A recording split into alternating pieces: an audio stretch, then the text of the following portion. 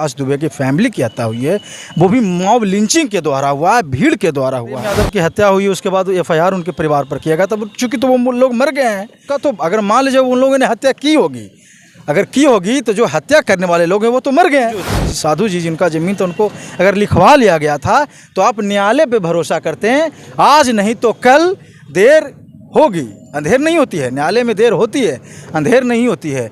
आपको न्याय जरूर मिलता। जो सज़ा है वो फांसी की सज़ा हो, चाहे आप एक व्यक्ति की मर्डर कर दें, वो भी सर पूरे परिवार का मर्डर। हाँ, एक व्यक्ति की मर्डर कीजिए, चाहे 10 व्यक्ति की मर्डर कीजिए, मर्डर का जो सज़ा फांसी की सज़ा है। अगर ये न्यायालय में प्रूफ हो जाता है तो या तो उनको फांसी की भी सज़ा हो सकती है, और नहीं तो आजीवन कारावास, आजीवन पूरी उम्र वो जेल में बिताए। प्रदेश देवरिया हत्याकांड आप भी सुन रहे हैं, लगातार सोशल मीडिया पे ये दिखाया जा रहा है कि देवरिया में किस प्रकार से 6 लोगों का जो है निर्मम हत्या हो जाता है। उसके बाद वहाँ के पुलिस प्रशासन अभी जो है उस पूरे गांव को छावनी में तब्दील कर दी है। लेकिन सबसे बड़ा सवाल कि कानूनी तौर पे इस कांड में आखिर कौन है दोषी, हम जानने का प्रयास करेंगे। हमारे साथ बबलू सर हैं जो कि प्रसिद्ध वकील हैं। आपका स्वागत करना चाहेंगे। आपका भी बहुत बहुत शुक्रिया। सर, देवरिया हत्याकांड जिसमें प्रेम यादव जो हैं वो सुबह सुबह उसके घर पहुंचते हैं और उसके बाद जो है दुबे जी के परिवार की तरफ से हत्या कर दिया जाता है। लेकिन सबसे बड़ा सवाल कि प्रेम यादव वहां गए और हत्या करने के बाद दुबे जी का परिवार जो है घर में क्यों रहेगा? प्रेम यादव की हत्या किसने किया ये ना मैं जानता हूँ, ना आप जानते हैं, ना किसी ने देखा है। हाँ, ये प्रेमा फेसी है कि वो सत्यप्रकाश दुबे के घर गए थे और उनकी हत्या हो गई, तो ये कॉमन सेंस है। और ये आदमी ये इमेजिन करता है कि जो मर्डर हुआ है उनके घर में हुआ होगा। लेकिन ये बाद की बात है कि जांच में क्या होता है, बाद में जांच में पता चलेगा चार्जशीट में कि किसने प्रेम यादव की हत्या कराई। और उसके बाद जो मॉब लिंचिंग में जो मर्डर हुआ है, गांव वालों उसमें पता लगा कि प्रेम यादव की हत्या होने के बाद गांव वालों ने सत्यप्रकाश दुबे के परिवार के बच्चे को भी नहीं छोड़ा और सभी का मर्डर कर दिया गया, 5 परिवार की मर्डर कर दिया गया और 6। तो मुझे लगता है कि कहीं ना कहीं ये सरकार की और प्रशासन की ये विफलता तो है ही, क्योंकि मॉब लिंचिंग की जो घटना है ना, भीड़ के द्वारा हत्या कर देने वाली जो घटना है, एक भयावह घटना है और दिन प्रतिदिन ये घटना बढ़ रही है। और सबसे बड़ा दुख जब होता है ना कि कुछ जो लोगों के द्वारा होता है कि घटना को जातीय रंग देने का काम करते हैं। और यही जो जातीय रंग है ना, यही जातीय रंग है जो जातीय उन्माद को बढ़ाता है और जातीय उन्माद में लोग हिंसा करने पे उतारू हो जाते हैं। सही बात बोले, बिल्कुल सही बोल रहे हैं सर। इसको भी लोग जो है जाति में ट्रोल कर रहे हैं कि प्रेम यादव थे, ये दुबे जी थे, तो ऐसा नहीं है वहाँ पे। लेकिन मामला जो है अब क्लियर हो चुका है। 9 बीघा ज़मीन सर, ज़मीन वहीं का वहीं पड़ा रह गया, दोनों परिवार उजड़ गए। तो बिल्कुल यही तो कहना चाह रहा था कि देखिए कि जब तक आप जिंदा हैं, मानवता जिंदा है, तो ये ज़मीन जायदाद, ये धन प्रॉपर्टी, ये सब कुछ तो आपके बाद न है। आप सही हैं, आप सलामत हैं, आप सही रास्ते पे चल रहे हैं, तो एक इससे बड़ी कोई बात नहीं हो सकती है। लेकिन सबसे बड़ा बात होता है कि आजकल देख रहे हैं कि हर चीज़ में जातीय एंगल घुसाया जा रहा है।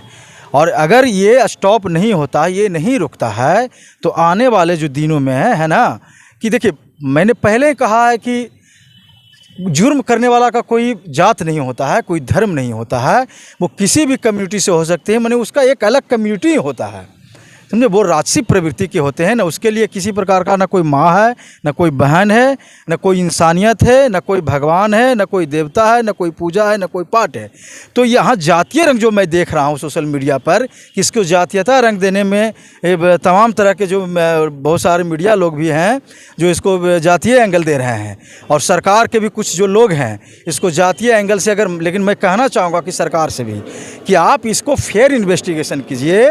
अगर इसमें कोई, अगर मॉब लिंचिंग में जो लोग मरे हैं और जो प्रेम यादव की हत्या जिसने की है, वो सबकी जांच हो और SIT सरकार को गठित करना चाहिए और फेयर जांच करके दूध का पानी का जो पानी है ना, वो सामने आना चाहिए, ताकि आने वाली इस तरह के जो अप्रिय घटना है ना, उसको इस प्रकार के रोका जाए। और जातीय एंगल जो इस तरह का दिया जा रहा है, मैं चाहता हूँ सरकार से कि इस पर भी एक कड़ी से कड़ी कार्रवाई करने की ज़रूरत है, ताकि आने वाले जो हिंसा है उसको रोका जाए।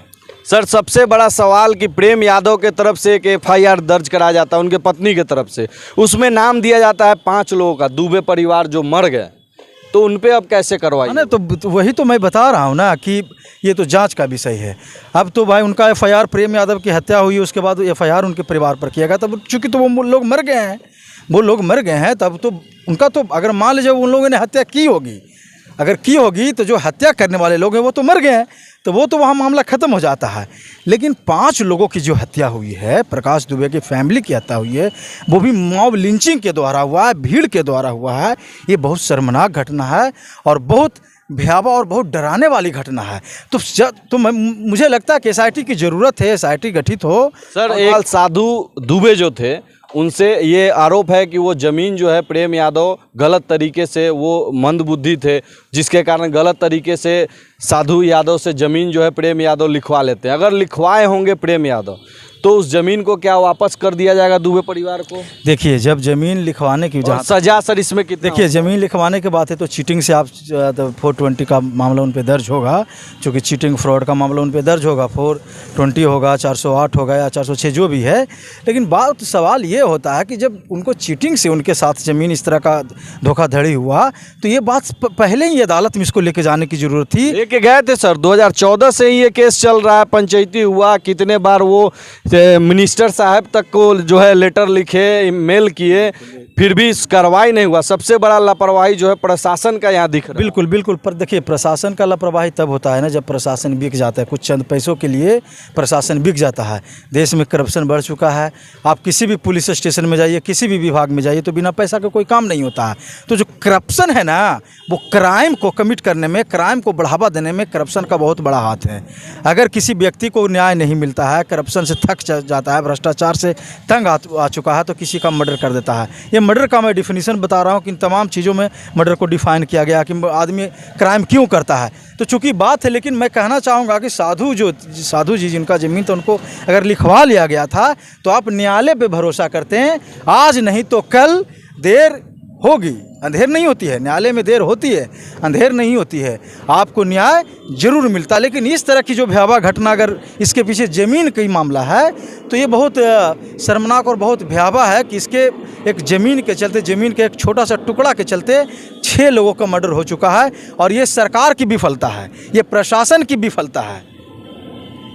सर, एक सवाल, अंतिम सवाल, जो सत्य प्रकाश दुबे के परिवार के तरफ से, परिवार तो अब रहा नहीं लेकिन उनके रिलेटिव के तरफ से, उनके बहन के तरफ से एक एफआईआर दर्ज कराया गया जिसमें 72 लोगों का नाम दिया गया है, जिसमें 16 लोग गिरफ्तार हो चुके हैं। अगर कार्रवाई होती है तो कितना सज़ा हो सकता है उन लोगों को? देखिए, सिंपल सा आप समझिए, मर्डर का सज़ा फांसी है।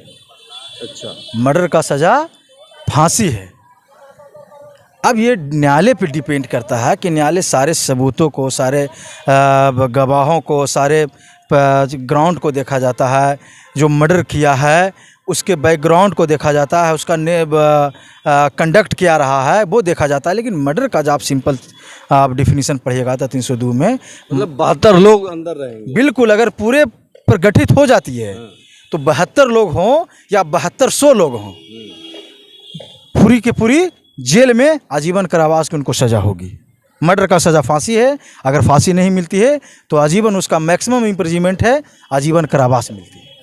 तो देखिए, ये हमारे साथ बबलू सर थे जो कि, और इन्होंने देवरिया हत्याकांड को लेकर बहुत बड़ा खुलासा भी किया कि इनको कितना सज़ा होगा, आखिर इसमें कौन कौन लोग शामिल है, ये सब चीज़ जो है यहाँ चर्चा हुई। बाकी आप लोग क्या सोचते हैं देवरिया हत्याकांड के बारे में, हमारे बातचीत के बारे में कमेंट में ज़रूर बताइएगा और वीडियो को ज़्यादा से ज़्यादा शेयर कीजिएगा। जय हिंद, जय बिहार।